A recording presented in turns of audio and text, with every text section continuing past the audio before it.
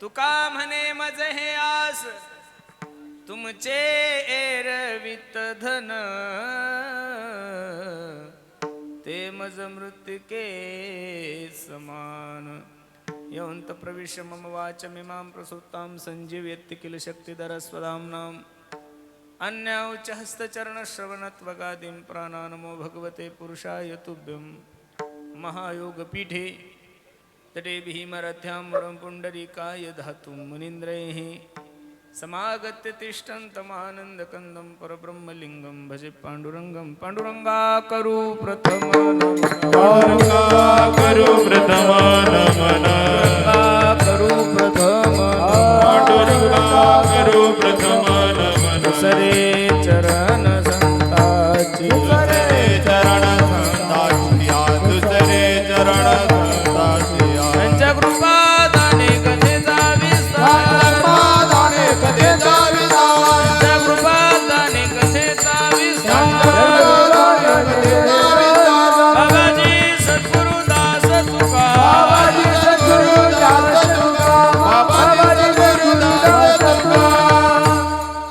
सिंहासनस्थं पदाम्भोज तेजस्पृतिप्रदेशं विधीन्द्रादिदेवे सदास्तु यमानं समाधिस्थमूर्तिं भजे ज्ञानदेवं ज्ञानेश्वर करुणा करा दयाळा तुमचा अनुग्रह लादलो पावन झालो चराचरी संपादि ज्ञानंच विदाय भक्तिं विलोकितो येन समाधिराजा स्वर वैराग्यवन्तं सुविचारयुक्तं नमामि जोगं शिरसा गुरुन्तं हे असोदिठी जयावरी झळके कि हा पद्म करू माथा पारुखे तो जीवची परी तुके महेशेशी एवढे जी महिमेचे करणे तेवाच्या बळेवानू मी कवने का सूर्याची या अंगावटने लागतसे केवता कल्पतरुवरी फुलोरा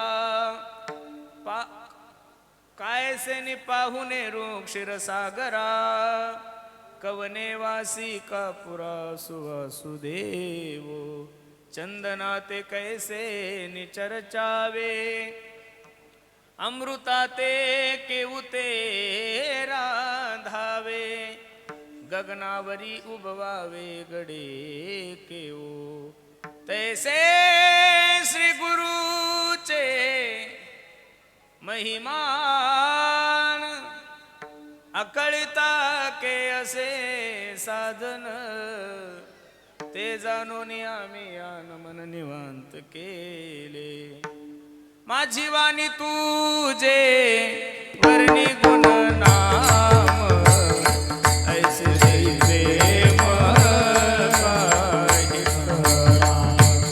ऐसे दे प्रेम माझी वाणी तुझे वर्णी गुण नाम ऐसे दे प्रेम काही ऐसे दे प्रेम काही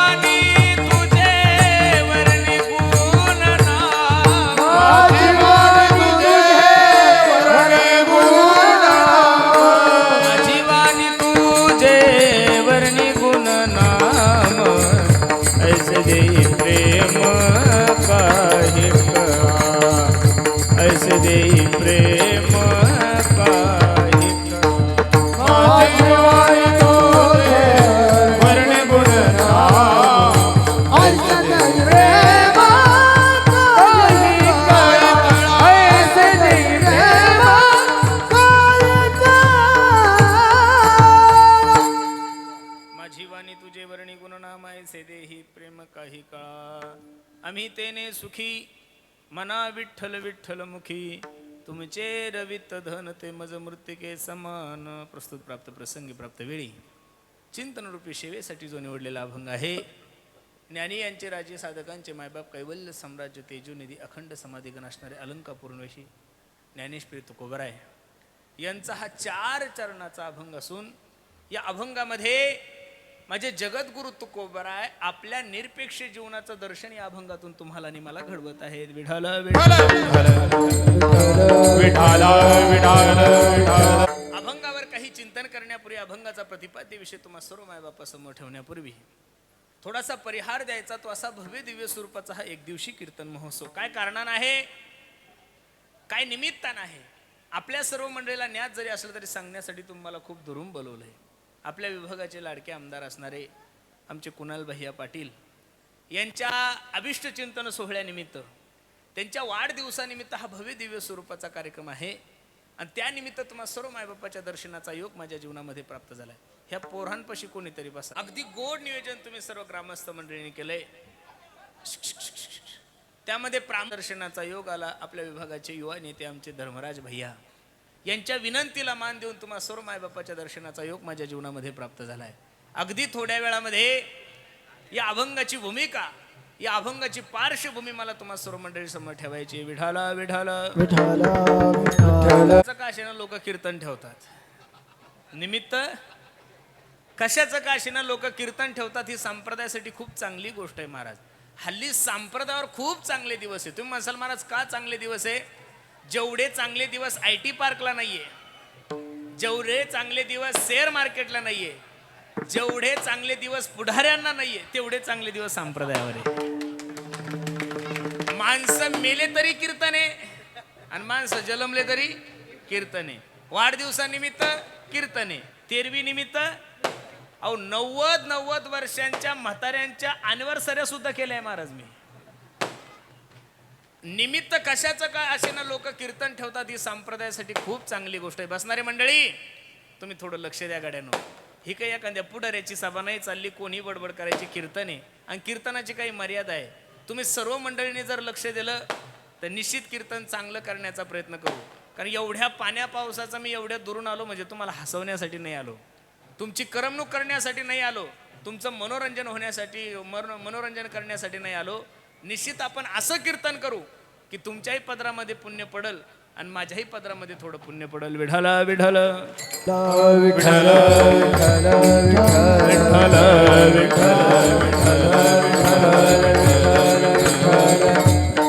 महाराष्ट्राच्या मातीमध्ये आज एवढंच एक व्यासपीठ असं राहिलंय की तिथून चुकून सुद्धा समाजाची दिशा भूल केल्या जात नाही. इथं आल्यानंतर अंतकरणातले विकार नष्ट करण्याचं ज्ञान मिळतंय. इथं आल्यानंतर अंतकरणातला जातीवाद नष्ट करण्याचं ज्ञान मिळतंय. इथं आल्यानंतर लोकांना जीवन जगण्याची ऊर्जा मिळते. इथं आल्यानंतर क्रांतिकारांचं चरित्र ऐकायला भेटतं. इथं आल्यानंतर महानुभावांचं चरित्र ऐकायला भेटतं. इथं आल्यानंतर देशभक्त संत महानुभाव भगवंताचं चरित्र तुम्हाला आणि मला श्रवण करायला मिळतं. म्हणून या जगामध्ये एकच व्यासपीठ असं राहील इथून चुकून सुद्धा समाजाची दिशा बोलवत नाही. म्हणून महाराजांनी सांगितलंय कीर्तन चांग कीर्तन चांग हो होय अंग हरी रूप होय अंग हरी रूप होय अंग हरी रूप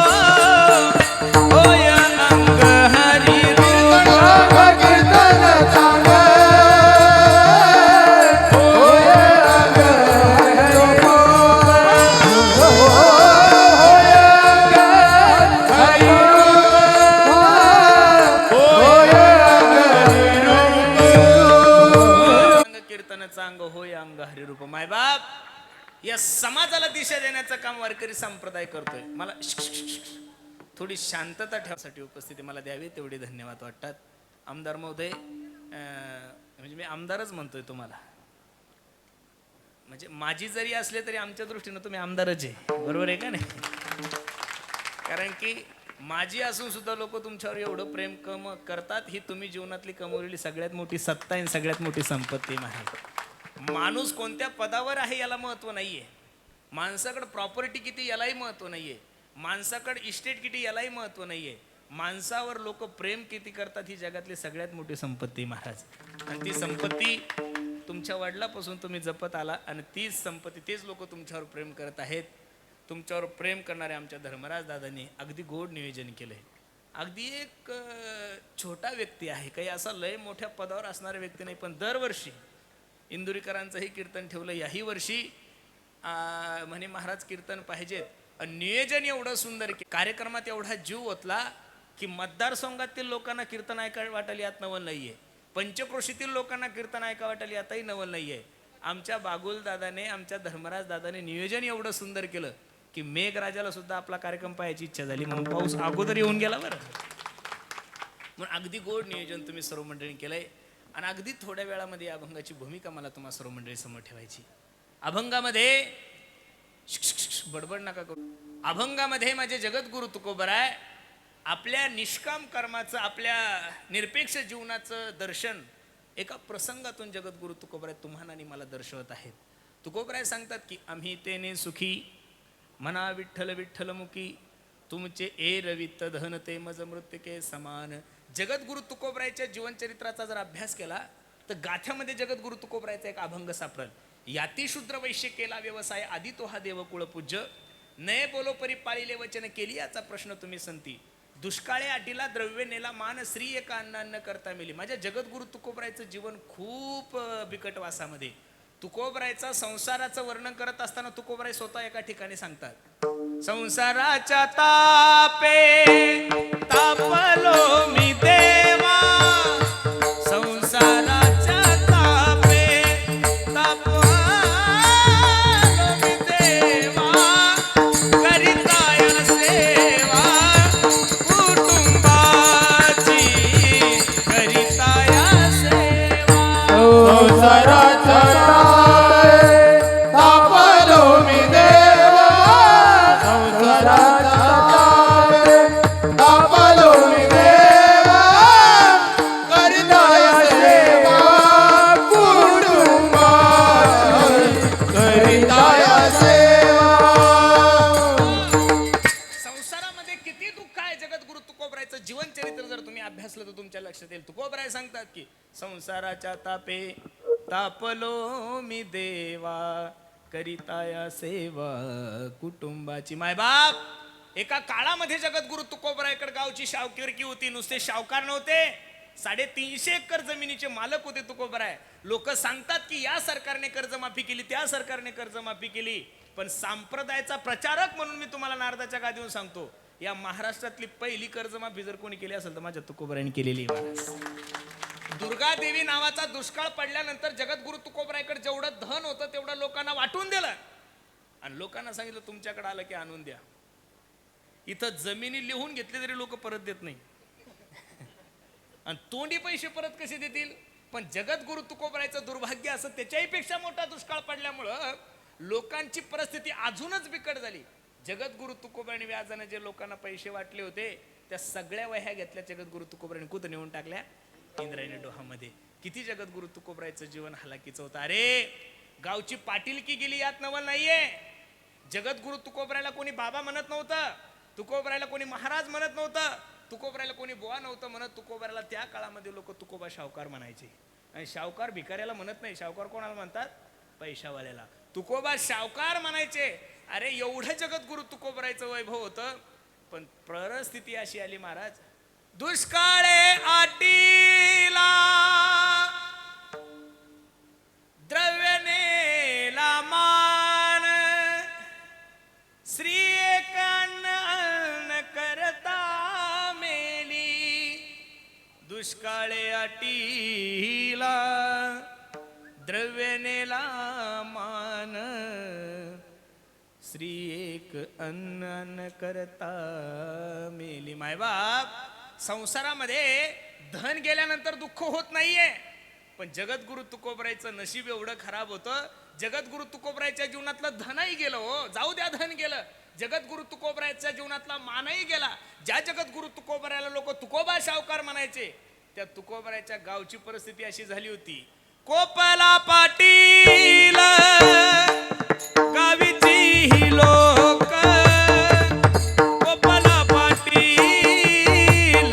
गावीची ही लोक, गोपाला पाटील गावीची हे लोक, गोपाला पाटील गावीची हे लोक, कोपला पाटील गावीची ही लोक, कोपला पाटील गावीची ही लोक.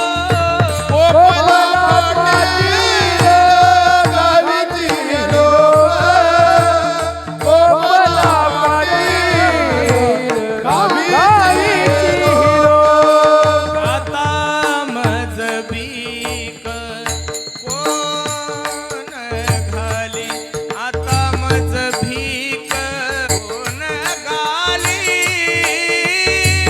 आता मज भीक कोण घाली. गोपाला पाटील गावीची हे लोक, गोपाला पाटील गावीची हे लोक, गोपाला पाटील गावीची हे लोक, गोपाला पाटील गावीची हे लोक. ऐका ना, जगद्गुरु तुकोबरायचं जीवन चरित्र थोडं लक्ष दिलं तर तुमच्या लक्षात येईल. कोपला पाटील गावीची ही वेनेला मानश्री एका अन्न करता मेली. बसणारे मंडळी, जगद्गुरु तुकोबरायची संपत्ती गेली याबद्दल दुःख नाहीये, जगद्गुरु तुकोबरायचा गावातला मान गेला याबद्दल दुःख नाहीये. परिस्थिती एवढी खराब झाली की बायको अन्न करता मेली. आणि माझे जगद्गुरु तुकोबरायचे शिष्य होते छत्रपती शिवाजी महाराज. तुकोबरायचे शिष्य कोण होते? छत्रपती शिवाजी महाराज. आणि तुकोबरायची कीर्ती माझ्या छत्रपती शिवाजी महाराजांनी ऐकली. वाऱ्या हाती माप चाले सज्जनाचे, या गोर गरीब समाजाला अज्ञानातून अंधकारातून दूर करून ज्ञानाच्या मार्गाकडे नेण्याचं काम केलंय. आणि माझ्या जगद्गुरु तुकोबरायची, माझ्या सद्गुरूची परिस्थिती नाजूक आहे, खायला भेटत नाहीये, पण अन्न करता मेली. ही बातमी ज्यावेळेस राजाला कळाली त्यावेळेस राजाला दुःख झालं. शिष्य म्हणून माझ्या सद्गुरूला आनंद प्राप्त व्हावा, माझे सद्गुरू सुखात राहावे म्हणून नजरानं पाठायचं ठरवलं महाराज. काही सेवकाजवळ नजराणा घेऊन दिला आणि जा माझ्या गुरुजींना हा नजराणा द्या. आणि सांगितलंय त्या शिष्यांना, हे बाबांनो, त्या सेवकांना सांगितलंय ही माझ्या गुरुजींची परिस्थिती खूप नाजूक आहे, माझ्या गुरुजींची परिस्थिती बिकट आहे, त्यांना जर थोडं हे मिळालं तर तुकोबरायचं जीवन सुखी होईल, परमार्थ आनंदात जाईल. ते सेवक येऊन तुकोबरायला ज्यावेळेस दाखवलं हे सगळं, त्यावेळेस तुकोबरायच्या डोळ्याला धारा लागल्या. तुकोबराय त्या सेवकांना काही बोलले नाहीये, पांडुरंगाच्या दरबारात गेले. पांडुरंगा, ए पांडुरंगा, एवढं माझं दुःख असून जगद्गुरु तुकोबरायचे गाथ्यामध्ये 492 अभंग आहे, पण माझ्या संसारामध्ये दुःख आहे, मला संपत्ती पाहिजेत, ह्या सर्व गोष्टी पाहिजेत. ही मागणी कधी मी तुला देवा केली नाही, मग माझी जी इच्छा आहे ते मला द्यायला पाहिजेत का माझी जी इच्छा नाही तू द्यायला पाहिजेत. तुकोबराय भांडू कोणा लागले? देवासोबत. खरं सांगू का, भांडण एक प्रकरणच तुकोबरायचं गाथ्यामध्ये आहे. आमुची या भावे तुझ देवपण, ते का विसरून राहील असे समर्थासी नाही, उपकार स्मरण दिले आठवण वाचून या.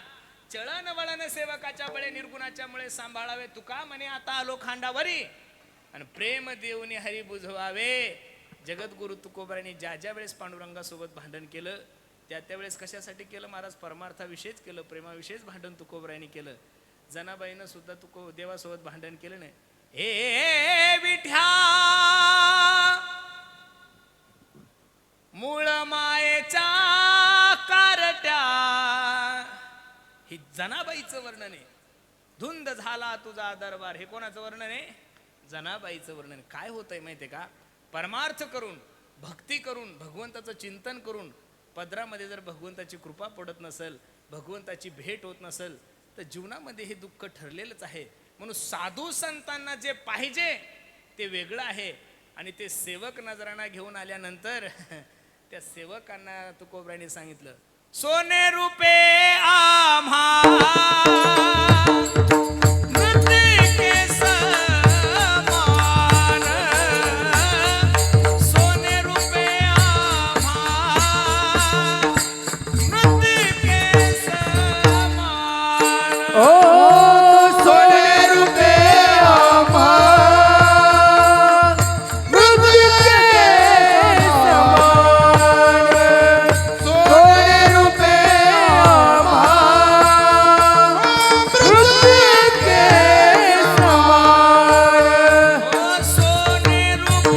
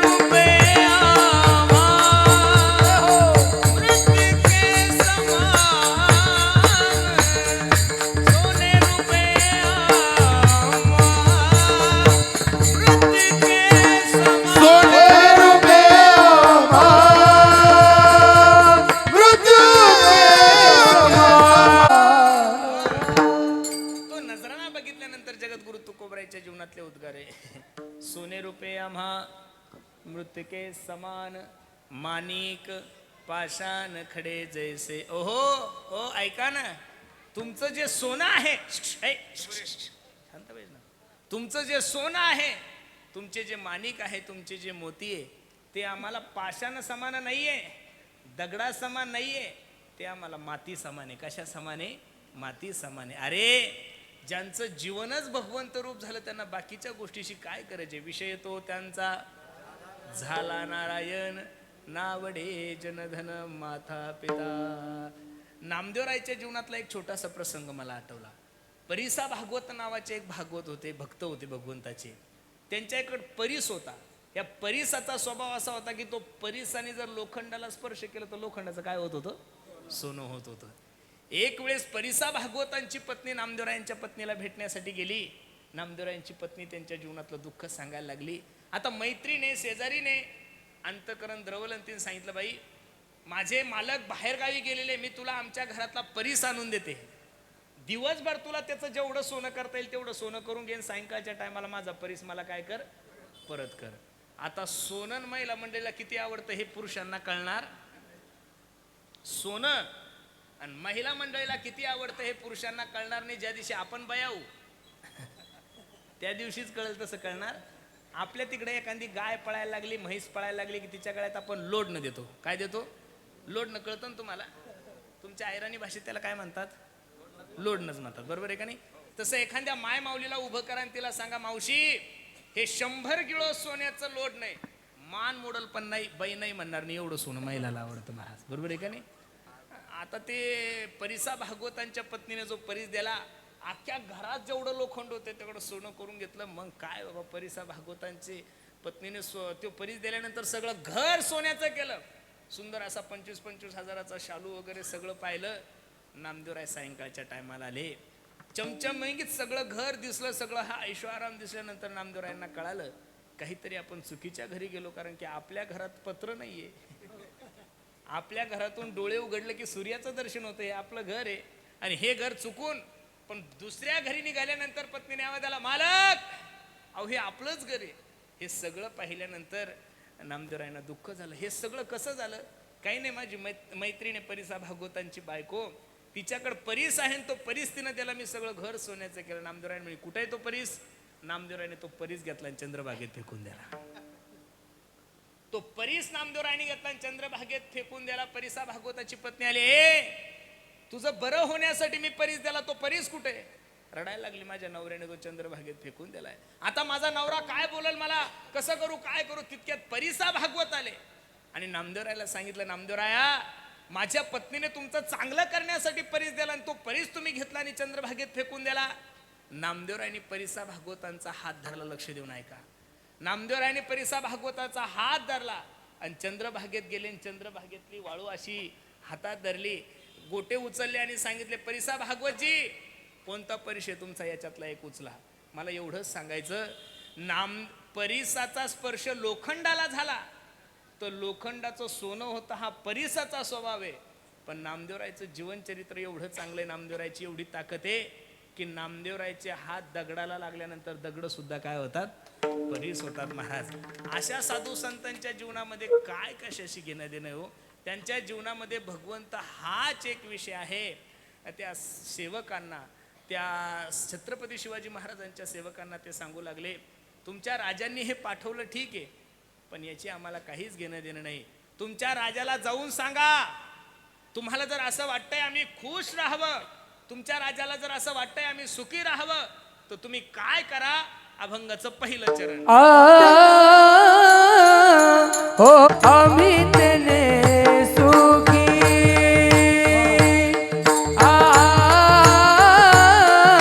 हो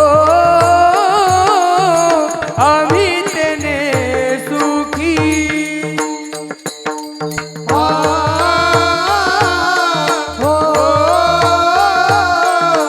आम्ही तेने सुखी,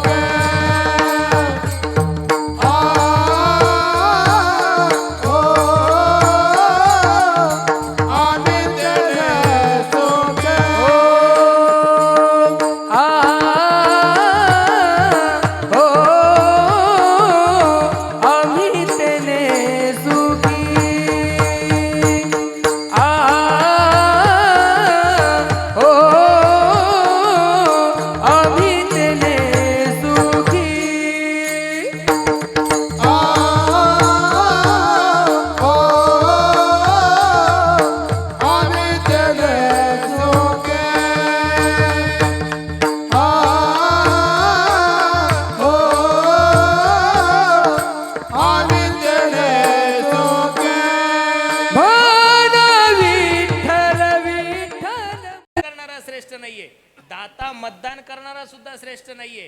तुकोबराने सांगितलं, दाता तोची एक जाना, नारायणा स्मरवी. जो भगवंताचं चिंतन तुमच्याकडून करून घेतोय, जो भगवंताचं नामस्मरण तुमच्याकडून करून घेतोय, त्याच्यासारखा दाता, त्याच्यासारखा दानशूर या विश्वाच्या पाठीवर दुसरा कोणी नाही. विठ्ठल विठ्ठल विठ्ठल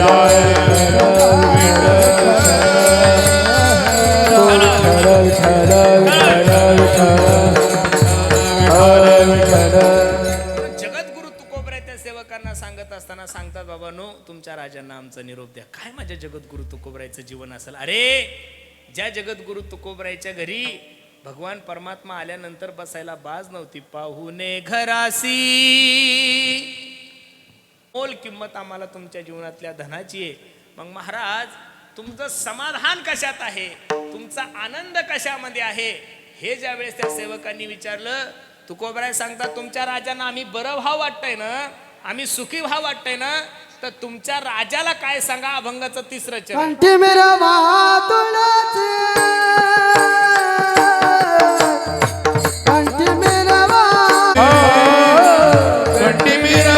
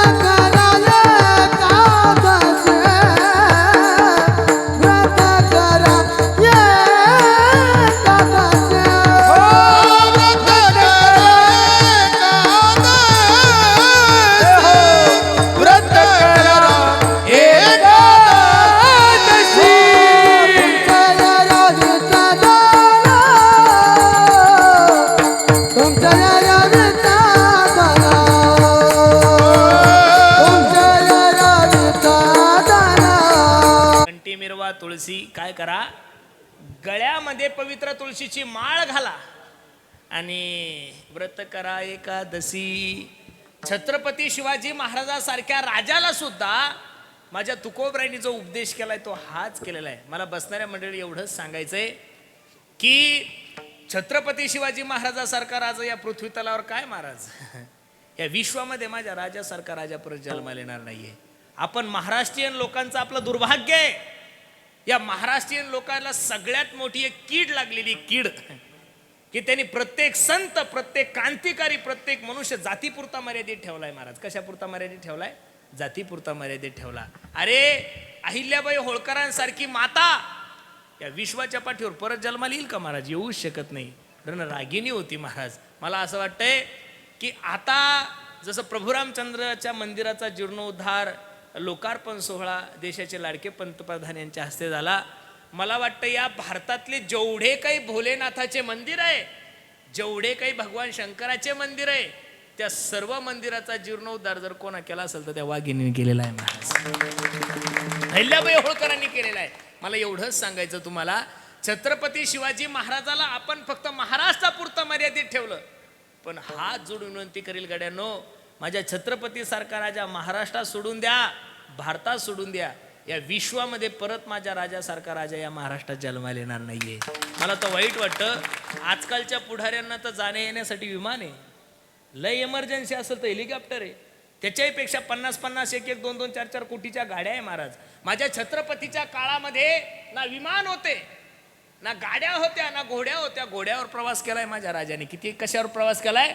घोड्यावर प्रवास केलाय. मला आजकालच्या महाराष्ट्रातल्या ग्रामपंचायतच्या सदस्यापासून महाराष्ट्राच्या मुख्यमंत्र्यापर्यंत जेवढे काही पदाधिकारी लोक आहेत त्यांना विनंती करायची, दिवसभर माझा राजा घोड्यावर प्रवेश करून या जनतेचा विचार करत होता आणि रात्र झाली की माझा राजा तुकोबारायच्या कीर्तनाला जाऊन बसत होता, म्हणून गावागावात पुतळे झाले महाराज.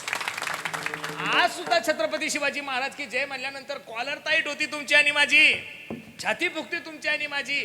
राजे आजही आहे, राजे उद्याही होतील आणि राजे याच्या पूर्वीही होते, पण आदर्श म्हणून, दैवत म्हणून जर या महाराष्ट्राने कोणाचा स्वीकार केला असेल, या भारताने कोणाचा स्वीकार केला असेल, तर तो फक्त आणि फक्त छत्रपती शिवाजी महाराजांचा केला आहे. महाराज खरं सांगू, याचं कारण छत्रपती सारख्या एका अनमोल राजाला ज्या महात्मे म्हणून गुरु लागले, त्या महात्म्याचं नाव माझ्या जगद्गुरु तुकोबराय आहे. इथंही वाद आहे, कोणी म्हणतं रामदास स्वामी आहे, कोणी म्हणतं हे, पण आपण तुकोबरायच म्हणू. आपण कोण म्हणू? तुकोबरायच म्हणू, कारण की तुकोबरायचं गाथ्यामध्ये वर्णन आहे, बरोबर आहे का नाही? जो जो जयाचा घेतला गुण. आता दत्तात्रयानं गण 24 गुरु केले होते, मग छत्रपतीचेही असतील, पण प्रमुख तुकोबरायच होते. विठ्ठल विठ्ठल विठ्ठल विठ्ठल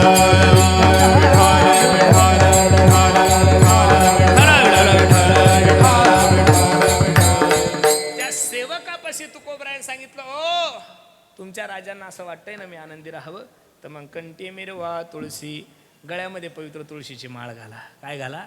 गळ्यामध्ये पवित्र तुळशीची माळ घाला आणि एकादशीचा उपवास करा. हे कोणी कोणाला सांगितलंय? तुकोबराने छत्रपतीला सांगितलंय. मीही तुम्हाला सांगतोय, गळ्यामध्ये पवित्र तुळशीची माळ घाला. जरी नाही तुम्ही माळ घातली तरी मेल्यानंतर लोक तुळशीचे पानं तुमच्या तोंडात आहे का? तुमच्या खानदेशात ही पद्धत आहे ना, बरोबर आहे का नाही? आजपासून बंद कराई. तुम्ही म्हणसाल असं का म्हणता? आता ज्यानं जीवनभर कोंबड्या खाल्ल्या त्याला तुळशीच्या पानं काय होणार आहे हो? ज्यानं मरेपर्यंत नुसत्या कोंबड्या आणि बकरेच खाल्ले आणि तो मेल्यानंतर तुळशीची पानं घालतात आपले लोक. मी खरं नारदाच्या गादीवर सांगू का, असा जर एखादा सद्भक्त मेला तर तुळशीचे पानं घालण्याच्या ऐवजी कोंबडीचे पख घाला, मोक्ष मिळेल महाराज त्याला. मी खरं सांगतोय तुम्हाला. एक गोष्ट सांगू तुम्हाला, काही गोष्टीचा विचार करत असताना थोडंफार प्रॅक्टिकली जगायचं शिका. विठ्ठल विठ्ठल विठ्ठल विठ्ठल विठ्ठल विठ्ठल विठ्ठल कुंडली श्री महाराज की जय, जगद्गुरु महाराज की जय, सद्गुरु जो महाराज की जय, छत्रपती शिवाजी महाराज की पार्वती पते हर हर महादेव, जळकोट जळकोट जय मल्हार. विठ्ठल विठ्ठल विठ्ठल विठ्ठल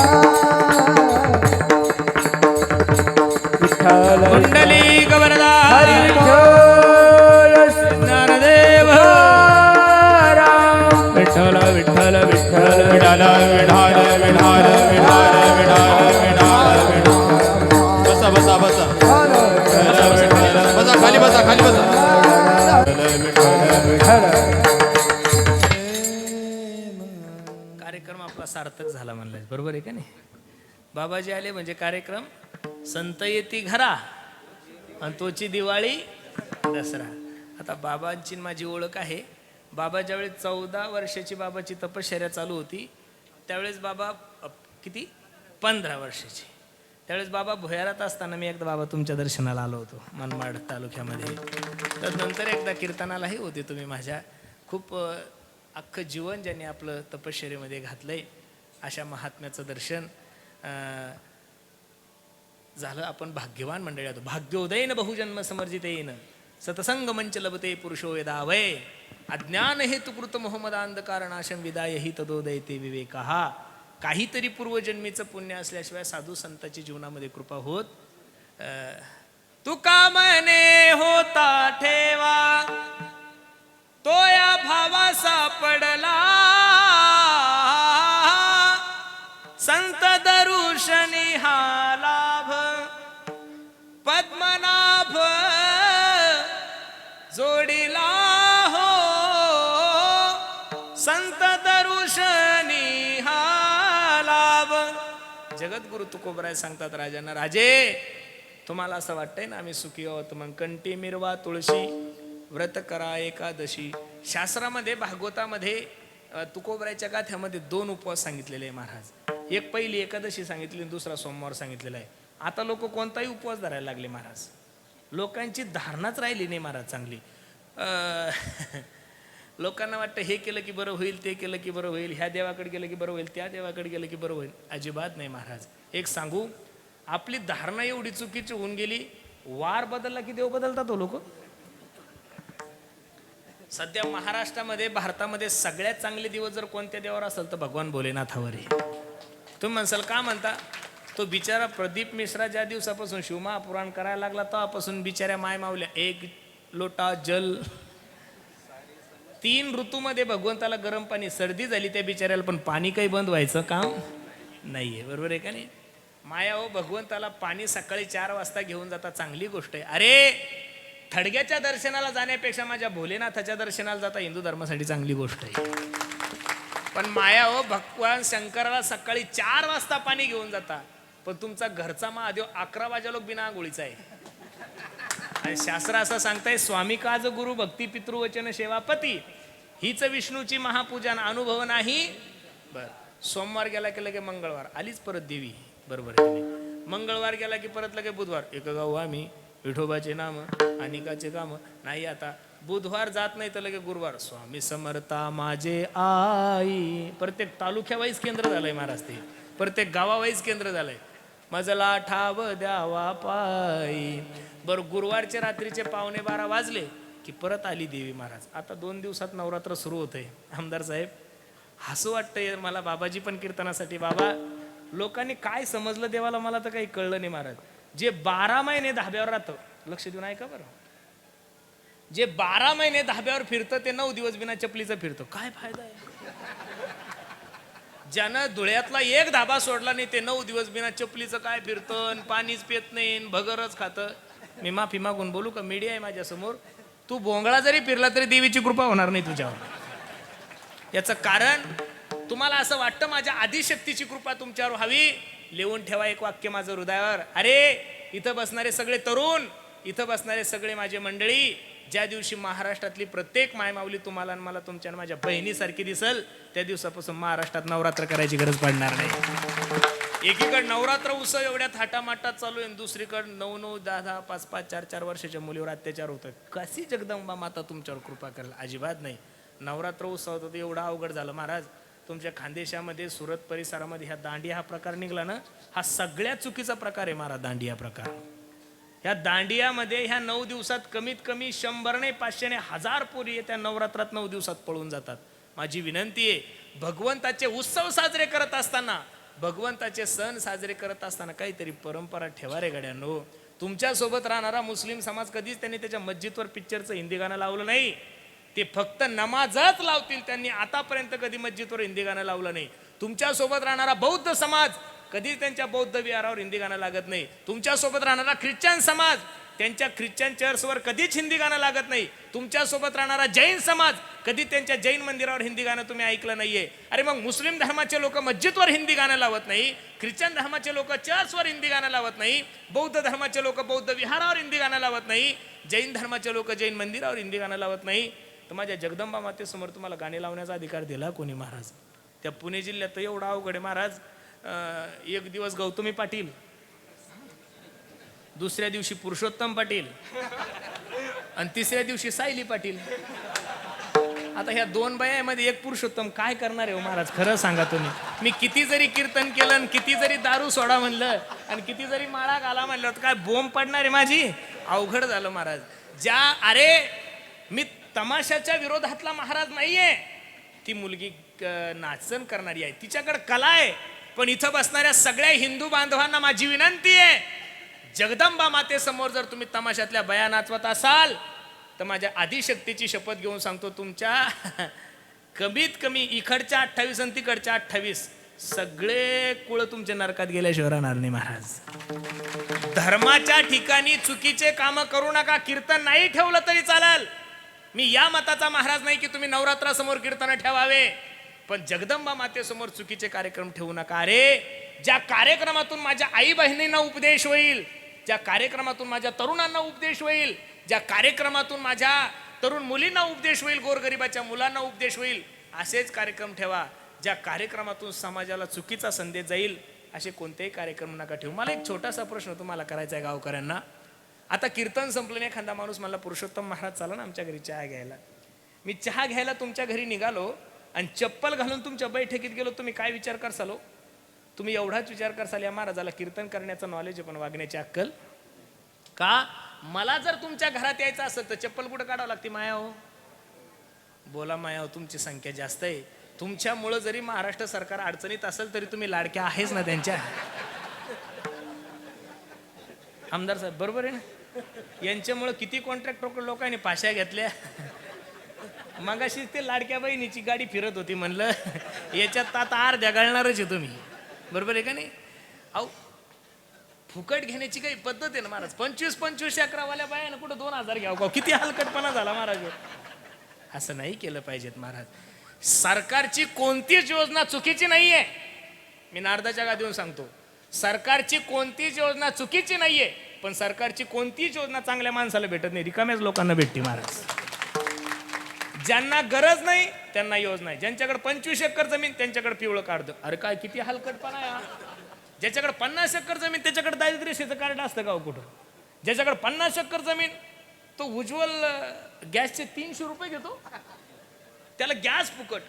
अरे 50 एकर जमीन असणाऱ्या माणसांना 2.5 लाखाच्या घरकुलासाठी सरपंचासोबत भांडणं करावं का?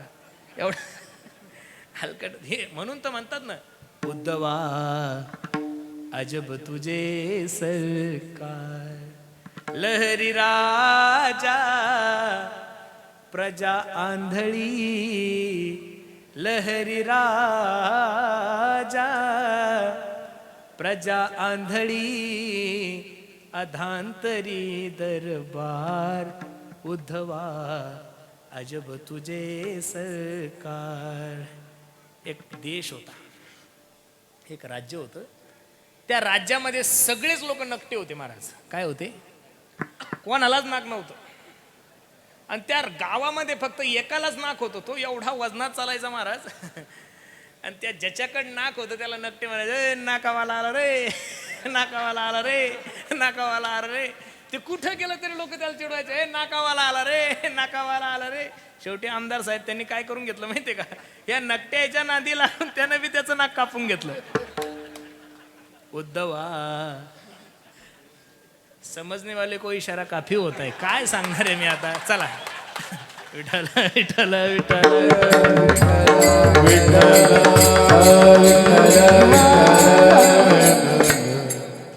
शुक्रवारा की लगेच अनादी अंबिका भगवती. बर गाणे तरी चांगले म्हणावं, पण एवढे सुंदर गोळदळे महाराज. आषाढी कार्तिकी तुझ्या गोंधळाची दाटी ओ, पुंडलिक दिवटा शोभे वाळवण, एका जनार्दनी अंबा उभी कर ठेवोनी कटी ओ. आंबा उभी कर ठेवून अगटे ओ उधो बोला उदो बोला उधो बोला उदो बोला उधो बोला उधो बोला उधो बोला कृष्णाबाई माऊलीचा हो उदो बोला उदो बोला उदो कृष्णाबाई माऊलीचा हो असे एवढे सुंदर अभंग लोक म्हणणारच नाही महाराज. नवरात्र सुरू झालं की माय माऊल्या असे गाणे म्हणतात. अरा बाबा बाबा बाबा बाबा फक्त ऐकायचे. यांचा कवीच कोण आहे मला तो भेटला नाही. तो जर भेटला तर इन्काउंटर करेल महाराज मी त्याचं. इतके चुकीचे गाणे आहे ना काही काही. मागच्या नवरात्रामध्ये मी कीर्तन करून चाललो, चहा प्यायची इच्छा झाली म्हणून एका हॉटेलला थांबलो आणि एका देवी समोर काही माय माऊल्या भजन म्हणत होते. भजन ऐका किती सुंदर आहे पहा. देवाच्या देवळात कोण ग उभी, मळ्यात अजिबात जायचं नाही तुम्ही, इथं या. देवाच्या देवळात कोण ग उभी, मळवट भरते मी आय उभी न जगदंबा. अग दर्शन दे ग मला न थांबू कुठवरी. हे काय गाणे आहे का महाराज? बरोबर आहे का नाही? हे प्रत्येक गावात हे बेवडे आमचे सच्चे कार्यकर्ते आहे महाराज. बरोबर आहे का नाही? तुम्ही पहा ना, आमदार साहेब गावात आले की चांगला माणूस कधीच आमदाराजवळ जाणार नाही, पहिला बेवडा हातात. ते आम्हाला दररोजची सवय, काही ताण काय घेऊ दे. त्यांच्याशिवाय आमच्या कीर्तनाला शोभाच नाही. विठाल विठाल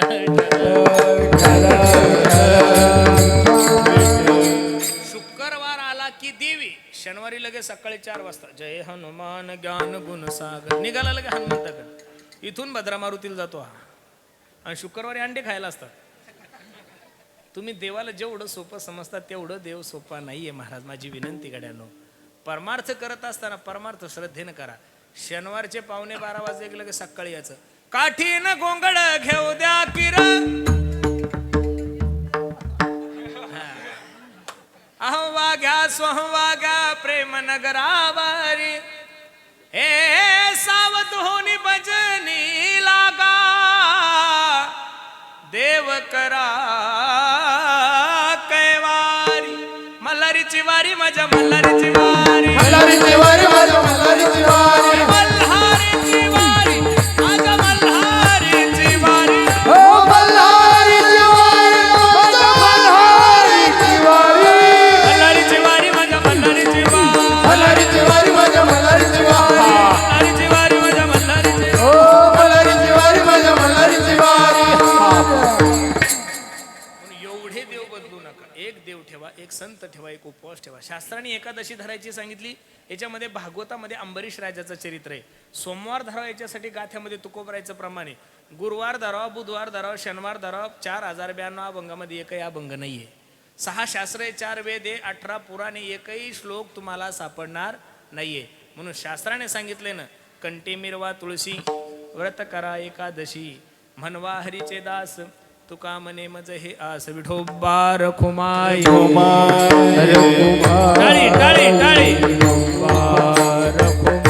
जय जय विठोबा रघुमाये रघुमाये,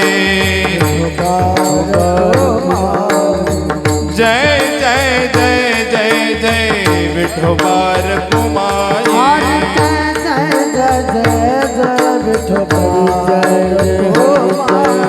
विठोबा रघुमाये, हरे जय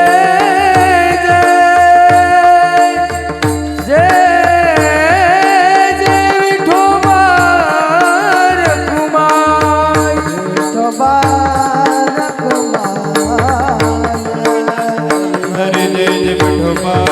रघुमाये.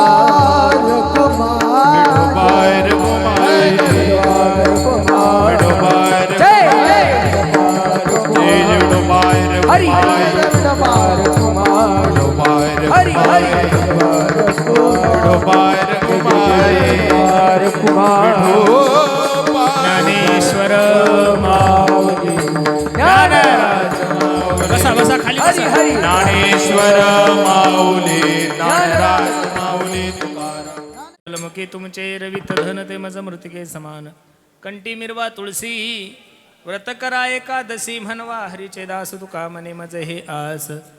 अभंगाची सरळ भूमिका मी तुम्हा सर्व मंडळी समोर ठेवली. ज्यांच्या अभिष्ट चिंतन सोहळ्यानिमित्त हा भव्य दिव्य स्वरूपाचा कार्यक्रम आहे. आपल्या विभागाचे भाग्यविधाते तुम्हा आणि सर्व या धुळे जिल्ह्याचे भाग्यविधाते असणारे आपले भूमिपुत्र आमचे कुणालजी दादा पाटील यांच्या अभिष्ट चिंतन सोहळ्यानिमित्त आपण सर्व मंडळी इथं उपस्थित आहोत. ज्ञानोबराय तुकोबरायला हीच विनंती करू. कुणालदादांच्या वाढदिवसानिमित्त आपण सर्व मंडळी इथं उपस्थित आहोत. ज्ञानोबराय तुकोबराय त्यांच्याकडून संप्रदायाची देशाची सेवा करून घेऊ.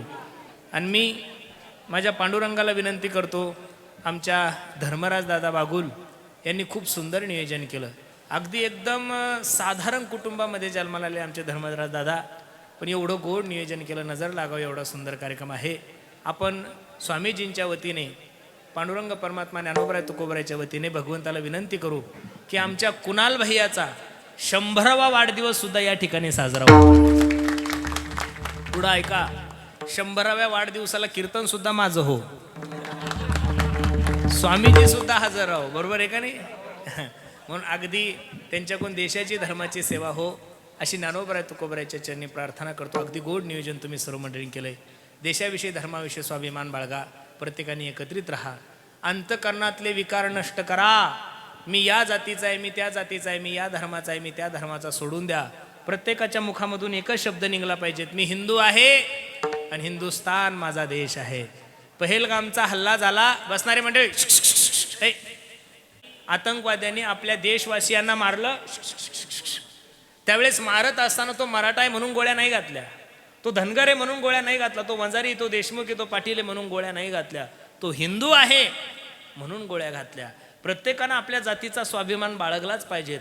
पण जात नंतर आहे, पहिला धर्म आहे. आणि आपण सर्व मंडळी हिंदू धर्माचे पाईक आहोत.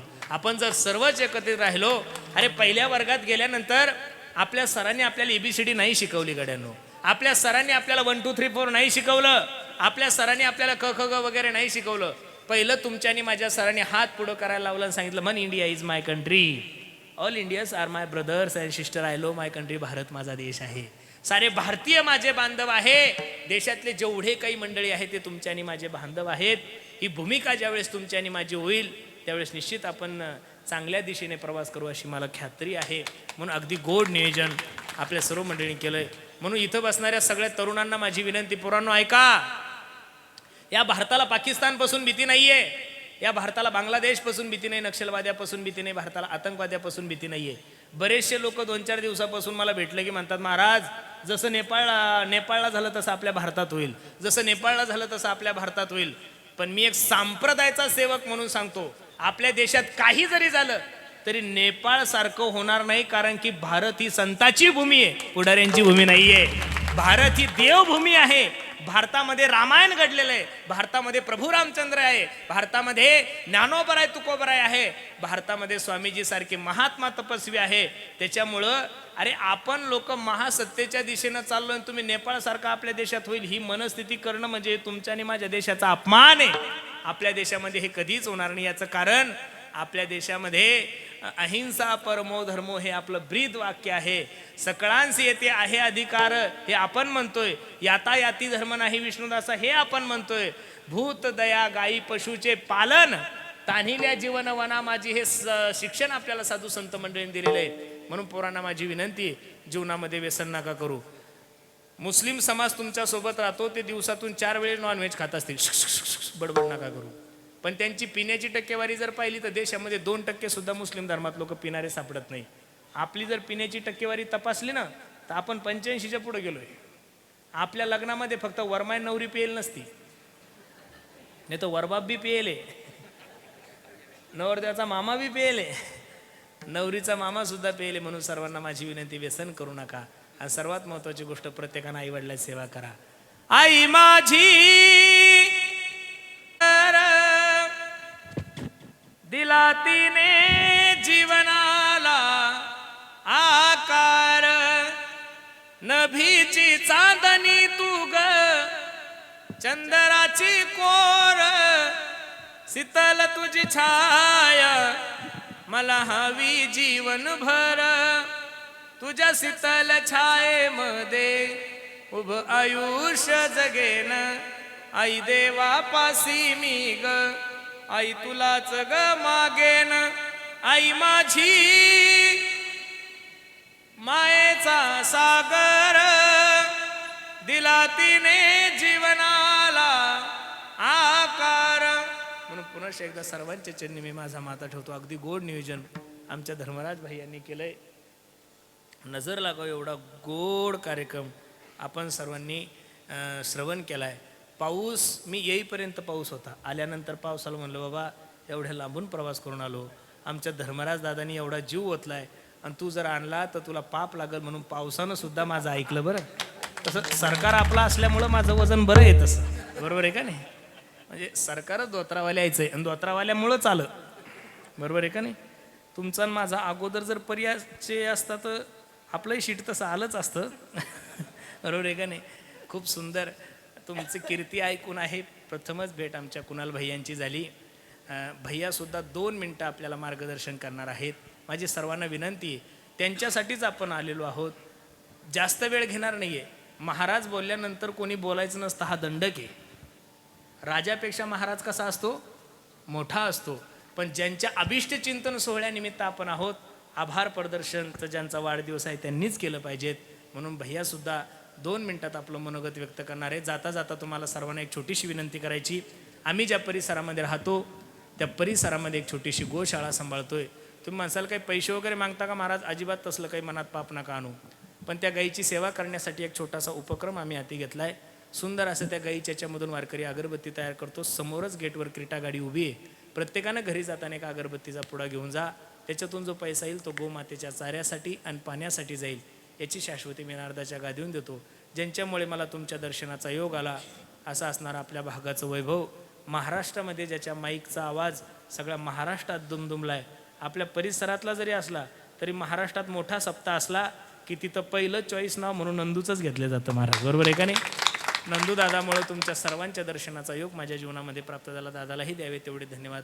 आमचे अरुण दादा आलेले आहेत, आमचे विनोद भैया, सर्वच कीर्तनकार मंडळी, परिसरातील संप्रदायातली सर्व ज्येष्ठ श्रेष्ठ मंडळी, सर्वांच्या चरणी मी माझा माता ठेवतो. अगदी 2 मिनिटात फक्त साहेब आपलं मनोगत व्यक्त करतील आणि मग कार्यक्रम संपला असं जाहीर होईल. तोपर्यंत कृपया कोणी उठायचं नाही. पुरुष मंडळी तुम्हाला तुमच्या बायकाईची शपथ आहे, उठायचं नाही. बाबांच्या शुभेच्छानंतर महाराजांची एक गवळण पण होणार आहे, त्यामुळे कृपया कोणी उठू नका.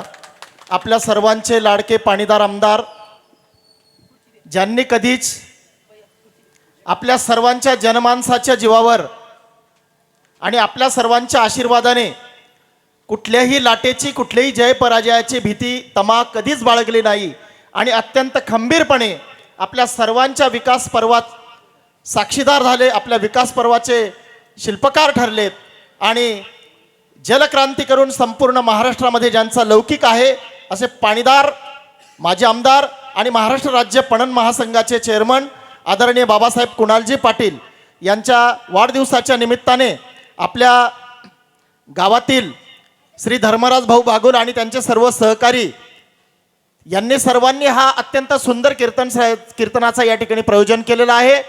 आणि या ज्या निमित्ताने आपण जमलो आहोत आदरणीय बाबासाहेबांच्या वाढदिवसाच्या निमित्ताने, परवा बाबासाहेबांचा वाढदिवस होता. अत्यंत यशस्वीच्या भव्य दिव्य प्रांगणावर अत्यंत दिमागदार सोहळ्यात तो वाढदिवस संपन्न झाला. आपल्यातली बरीच मंडळी त्या ठिकाणी उपस्थित होती, परंतु त्या ठिकाणी सर्वांना जाता आलं नाही. म्हणून धर्मराज भाऊंनी या ठिकाणी सार्वजनिकरित्या बाबांचा वाढदिवस आपण साजरा करीत आहोत. कृपया सर्वांनी बाबांना शुभेच्छा म्हणून जोरदार टाळ्यांनी बाबांचं स्वागत करायचं आहे. मागे टाळ्याने वाजत आहे ना, बरं देखील आहे ना. मी आज मंचावरती विराजमान खास करून शिवटेकडीहून आलेले महामंडलेश्वर सोमेश्वरजी महाराज, ज्यांच्या मधुर वाणीने आपण ही कीर्तनाची सेवा ऐकली आणि मंत्रमुग्ध झालो आणि त्यांचं गायन ऐकून आम्ही सर्वजण थक्क झालो. ते हरिभक्तपरायण पुरुषोत्तम महाराज बुलढाणेकर, मंचावरती विराजमान सर्वच तोलामोलाची नेते मंडळी, माझ्या समोर बसलेले सर्व उडाणे आणि संपूर्ण पंचक्रोशीतून आजच्या ह्या कार्यक्रमाकरता आलेले सर्व भाविक भक्तगण, फार मोठ्या संख्येने जमलेल्या सर्व माझ्या माता भगिनी, जमलेले सर्व तरुण मित्र, बंधूंनो, मी 2च मिनिटात बोलणार आहे, कारण महाराजांनी सांगितलं आहे की 2 मिनिटात तुमचं आभार प्रदर्शन करा. कारण मी शक्यतो ह्या व्यासपीठावरती कधीच बोलत नाही आणि ह्या व्यासपीठावर आम्ही बोलू नाही, कारण आमचा अधिकार नाही. परंतु आज तुम्ही म्हणालात आणि तुम्ही आदेश दिलात की माझा वाढदिवसाचा अभिष्टचिंतनाचा हा कार्यक्रम असल्यामुळे मी आभार मानणं हे माझं कर्तव्य आहे. आणि एवढी मोठी संख्या, एवढी मोठी लोक जर मला आशीर्वाद देत असतील तर तुमच्या आशीर्वादचा आभार मानणं हे माझं कर्तव्य आहे. महाराज, आज खूप मनाला प्रसन्नता वाटते. मी शक्यतो वाढदिवस करणं टाळतो. सगळ्यांना माहीत आहे की मी कधीच वाढदिवसाला धुळ्यामध्ये जास्त करून थांबत नाही. परवाच्या वाढदिवसाला मी खास करून थांबलो होतो. मी म्हटलं एवढ्या जोरात मला पाडलं आहे तर नेमकं किती लोक मला शुभेच्छा द्यायला येतात ते बघू तरी आपण. आणि नेमकं दखूच बघितला त्या खरंच येतच का त्या सर्वांची येत पहिली. पण देवाची खूप मोठी कृपा आमच्यावरती आहे, दाजीसाहेबांचा आशीर्वाद आहे. सकाळी 8 वाजेपासूनची गर्दी सुरू झाली ती रात्री 12-1 वाजेपर्यंत गर्दी तशीच चालू होती. तेवढा आशीर्वाद ह्या तालुक्यातील जनतेचा फार मोठा आहे. आज कीर्तनरूपी सेवा झाली तालुक्यात. वाढदिवसानिमित्त अनेक ठिकाणी कीर्तनं होत आहेत. मला एका गोष्टीचं फार भारी वाटतं की आमच्या ह्या तालुक्यामध्ये वारकरी संप्रदायाचा फार मोठा वर्ग आहे. आणि मी हे मानणाऱ्यांपैकी आहे की आता ही आमची जी नवीन पिढी आहे, ही पिढी घडवण्याचं काम जर कोणी करू शकत असेल ह्या महाराष्ट्रामध्ये तर तो फक्त आणि फक्त वारकरी संप्रदायच करू शकतो. आणि ही संस्कृती ही टिकवणं, ही संस्कृती जपणं, वाढवणं ही तुमचं माझं प्रत्येकाचं कर्तव्य आहे. आणि त्यामुळे अशा प्रकारची सेवा ही वाढदिवसाच्या निमित्ताने होते, त्याचा मला विशेष आनंद होतो आहे. धर्मराज दादा आणि त्याच्या सर्व सहकाऱ्यांचं मनापासून खरंच धन्यवाद अर्पण करतो की त्यांनी एक छान कार्यक्रम या ठिकाणी केला आणि मला आशीर्वाद घेण्याचा योग या ठिकाणी तुम्ही मला मिळवून दिला. महामंडलेश्वर सोमेश्वरजी महाराजसुद्धा खास आशीर्वाद देण्याकरता आले, हे माझ्या दृष्टीने अहोभाग्य आहे. आणि त्यामुळे तुमच्या ह्या ऋणामध्ये मी कायमस्वरूपी राहू इच्छितो. उडाणं हे गाव हे दाजीसाहेबांचं सर्वात आवडतं गाव होतं आणि पहिलेपासून दाजीसाहेबांचं, मधुभाऊसाहेबांचं अत्यंत प्रेम या उडाण्यावरती राहिलेलं आहे. आम्ही आमच्या धुळे तालुक्याची राजधानी म्हणून कोणाकडे बघत असेल तर आम्ही उडाण्याकडे राजधानी म्हणून बघतो. एवढं भक्कम आणि प्रेमाची माणसं, जिव्हाळ्याचं माणसं ही आमच्या उडाण्यामध्ये असतात. आणि त्यामुळे धर्मराज दादा आणि त्याच्या सर्व सहकाऱ्यांचं धन्यवाद अर्पण करताना धर्म मला ते सांगितलं आहे था म्हणजे तुम्हाला भाषण सांगितलं बरं अवखडचं मी करत अशी. मी म्हणतो का बरं कोणली शंका आहे का रे? नाही म्हणे लोकांची अशी वाटत हो बाबा देत विवा त्यांना वय करत विवाज अजिबात मी कोणले देत नाही बरं अशी. आणि धर्माला देवानी गरज बी नाही, कारण की तो सक्षम आहे. आणि त्याला खरंच पंढरपूरला महाराज आम्ही आषाढी एकादशीला जातो आणि दरवर्षी गेल्या अनेक वर्षांपासून ट्रक भरून केळी पंढरपूरला धर्मराज दादा घेऊन जातो आणि तिथे सर्व वारकरी संप्रदायाला त्या ठिकाणी वाटायचं. या वर्षी तर मी होतो स्वतः आणि माझ्या हाताने ते केळी वाटपाचं काम आम्ही पंढरपूरमध्ये केलं. त्यामुळे तो स्वतः सक्षम आहे, त्यामुळे त्याला काही गरज नाही. परंतु त्यामुळे महाराज आज आपण आमच्या या तालुक्यामध्ये आलात आणि एवढी सुंदर कीर्तन आणि कार्यक्रम आपण घेतलात, त्याबद्दल तुमचं खरंच मनापासून आमचे कान पण भरपूर उघडले, आम्हाला सगळं समजावून सांगितलं. आणि तुम्ही ते आमच्या तुम्ही लाडक्या बहिणीचं सांगत होते की तिजोरी रिकामी होई की म्हणे सरकारने. आता सरकारनं जाऊ द्या म्हणा पाटापाडी टाकायच नाही सर्वात. मला बी सोडू नाही विचार करा तुम्ही. त्यामुळे जाऊ द्या, गमतीचा भाग वेगळा. परंतु जीवनामध्ये हे असे सुख दुःख चढ उतार येत असतात, त्याची कधीच आम्ही पर्वा केली नाही. आमच्या वडिलांनी आम्हाला ह्या गोष्टीची पर्वा करायचं शिकवलं नाही. आयुष्यामध्ये कायमस्वरूपी संघर्ष करत राहायचा आणि ह्या तालुक्यातल्या लोकांची सेवा करत राहायची, हेच ब्रीदवाक्य घेऊन आम्ही आयुष्यामध्ये काम करतो. त्यामुळे तुकाराम महाराज म्हणतात, सुख पाहता जवा पाडे दुःख पर्वता एवढे. तुमचं सुख जे आहे ते जवा एवढं आहे, जवाच्या साईजचं आहे, आणि दुःख जे आहे ते पर्वता एवढं आहे. आणि त्यामुळे धरी धरी आठवण मनी संतांची वचन. त्यामुळे संतांनी जे आपल्याला सांगितलं आहे, जे नामस्मरणाचं आपल्याला त्यांनी या ठिकाणी मंत्र दिलेला आहे, ते नामस्मरण आपण कायमस्वरूपी करत राहूया आणि ह्या जीवनामध्ये आपण सर्वजण सुखी होऊया. तुम्हाला सर्वांना माझ्या वाढदिवसानिमित्त आशीर्वाद दिल्याबद्दल खूप खूप मनापासून धन्यवाद अर्पण करतो. थांबतो. जय हरी. आशीर्वाद देण्यासाठी या ठिकाणी खास करून शिवटेकडी येथून महान तपस्वी असलेले महामंडलेश्वर सोमेश्वरजी महाराज या ठिकाणी खास आपल्याला आशीर्वाद देण्यासाठी उपस्थित झालेलं आहे. त्यांचंही समस्त भाविकांच्या वतीने या ठिकाणी ऋणनिर्देश व्यक्त करतो. बाबाजी या ठिकाणी शुभाशीर्वाद देतील. या ठिकाणी आपल्या अभिष्ट चिंतनाच्या निमित्ताने महाराष्ट्रातील सुप्रसिद्ध आवाजाचे जादूगार गायन गंधर्व पुरुषोत्तमजी महाराज यांची सुंदर आणि सुश्राव्य कीर्तन सेवा या ठिकाणी संपन्न झालेली आहे. बाबासाहेब, आपण तिसऱ्या पिढीचे ह्या मतदारसंघाच्या सेवेचे राजकीय वारसदार आहात. कैलासवासी चुडामण अण्णांपासून ज्यांनी संपूर्ण भारतात खासदारकीत पंडित जवाहरलालजी नेहरूंपेक्षा जास्ती मताचा विक्रम भारताच्या इतिहासात नोंद केलेला आहे. आदरणीय दाजीसाहेब, ज्यांचा लौकिक महाराष्ट्राच्या राजकीय पटलावर नेहमी घेतला जातो आणि आपण तिसऱ्या पिढीचे वारसदार आहात. त्यामुळे निश्चितच असे चढउतार आपण भरपूर अनुभवलेले आहेत.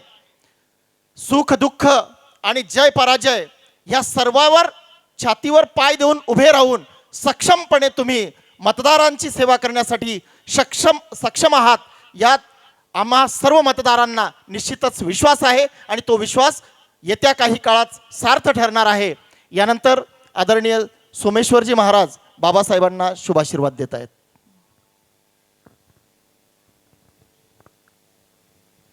हरि ओम.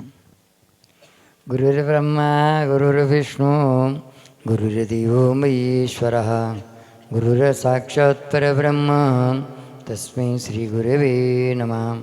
गुरुर्ब्रह्मा गुरुर्विष्णू गुरुर्देवो जनेश्वरा गुरुर्साक्षात् जनार्दन स्वामी तस्मै श्री ओम जनार्दनाय नमः. वक्रतुंड महाकाय सूर्यकोटि समप्रभा निर्विघ्नं कुरु देव सर्वकार्येषु सर्वदा. श्री गणेशाय नमः. ओम जनार्दनाय नमः. ओम नमः पार्वतीपते हर हर महादेव. गोपाल कृष्ण भगवान की जय. श्री गुरुदेव दत्त दत्त दत्त. अलख निरंजन सद्गुरु जनार्दन स्वामी महाराज की जय. स्वामी मंडलेश्वर सद्गुरु महाराज की जय. बजरंगबली की जय. मातो श्री मासा माता की जय.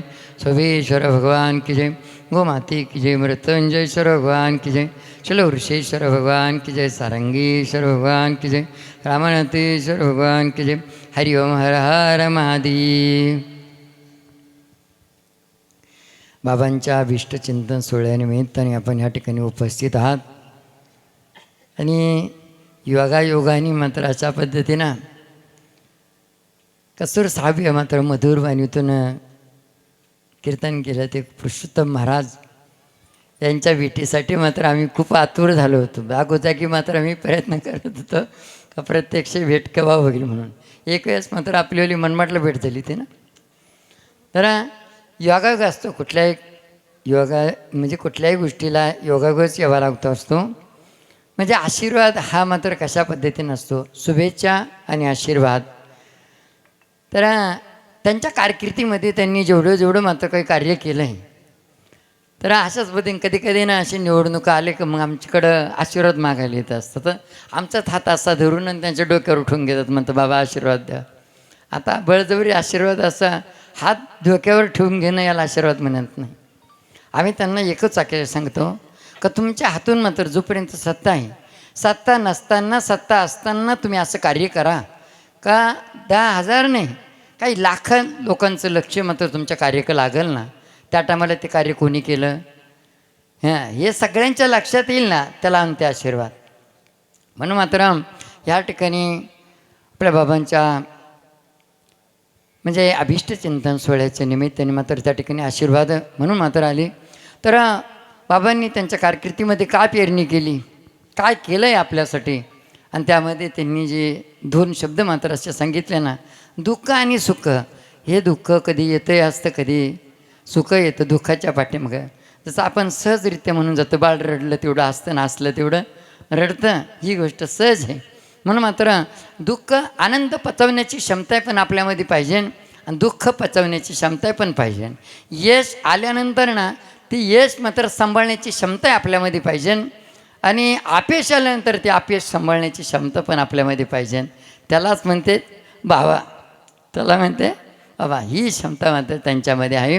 म्हणून मात्र तुमच्यासाठी काय केलं आहे त्यांनी हे मात्र आज कळतं आहे. आता सांगितलं 3 दिवसापासून अभिष्टचिंतन सोहळा चालू आहे जागोजागी मात्र, आणि मला अभिष्टचिंतन सोहळा होऊन गेला तरी आजचा 3रा दिवस आहे. तरी मात्र एवढ्या मोठ्या संख्येने मात्र तुम्ही उपस्थित झालात. हाच मात्र एक म्हणजे योगायोग म्हणून तुम्ही शुभेच्छा देण्याकरता आले. त्यानिमित्ताने मात्र आमच्याकडून तुम्हालाही बाबांनाही मात्र तर कृपा आशीर्वादाने, परमेश्वराच्या कृपा आशीर्वादाने तुमच्याही घर परिवारामध्ये एकमत एक विचार, एकमेकाबद्दल प्रेम जिव्हाळा वाढावं, तुमच्या कष्टाला प्रयत्नाला भरभरून यश मिळावं, तुमच्या घरात कोणालाही कुठल्या प्रकारचा आशीर्वाद म्हणजे आजार नसावा, सगळ्यांना चांगल्या पद्धतीचं शारीरिक स्वास्थ्य लाभावं. जेव्हा मात्र तुमच्या परिवारात मात्र ही सुखशांती राहील ना, तेव्हा मात्र तुमच्या चेहऱ्यावरती हास्य राहील. हेच मात्र आम्ही पाहू शकतो. आणि आपल्या सगळ्यांच्या शुभेच्छांनी बाबांनी मात्र काय महाराजांनी सांगितलं का बाबांनी शतक ओलांडावं आणि 100व्या वाढदिवसाला माझंच कीर्तन असावा, अशा पद्धतीचं मात्र शुभेच्छा, यश आरोग्य आणि शांती लाभावं एवढं बोलून मात्र आमचे 2 शब्द संपत. हरिओम हरिओम हरि. या ठिकाणी आता आपल्याला पुन्हा महाराज श्रींची गवळण, सुश्राव्य गवळण ऐकायची आहे. तत्पूर्वी या उडाणे गावातील 2 जण 12 ज्योतिर्लिंगाचं दर्शन घेऊन या ठिकाणी तीर्थयात्रा पूर्ण केलेली आहे. श्री भगवान पाटील आणि किशोरभाऊ मासोळे यांचा सत्कार आदरणीय कुणाल बाबा यांच्या हस्ते आणि सोमेश्वरजी महाराज आणि पुरुषोत्तमजी महाराज यांच्या शुभ आशीर्वाद देऊन या ठिकाणी संपन्न होणार आहे. कृपया सत्कारार्थींनी पुढे यायचं आहे.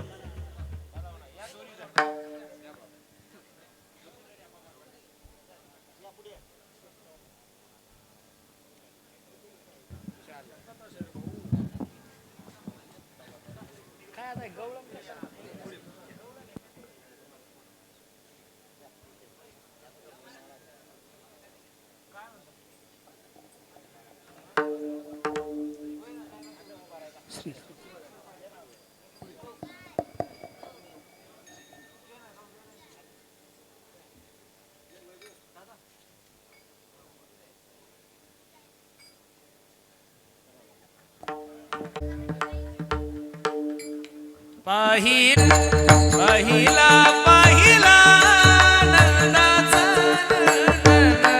पहिला पहिला नंदाचा नंदन, पहिला पहिला नंदाचा तेने वेधील मन, तेने वेधील मन, तेने वेधील मन. पाहिला नंदाचा नंदन, पाहिला पहिला पहिला नंदाचा नंदन, पहिला पहिला नंदाचा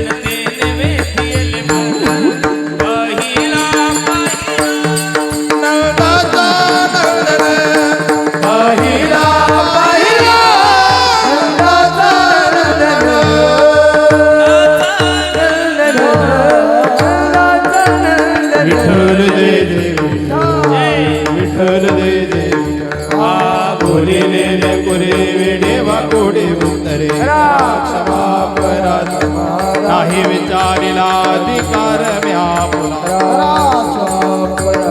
बामणे ज्ञानेश्वर राका बाया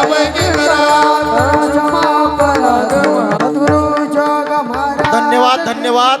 कृपया महाराष्ट्रींच्या गोशाळेतून ज्या उत्पादित झालेल्या अगरबत्ती त्या बाहेर विक्रीस आहेत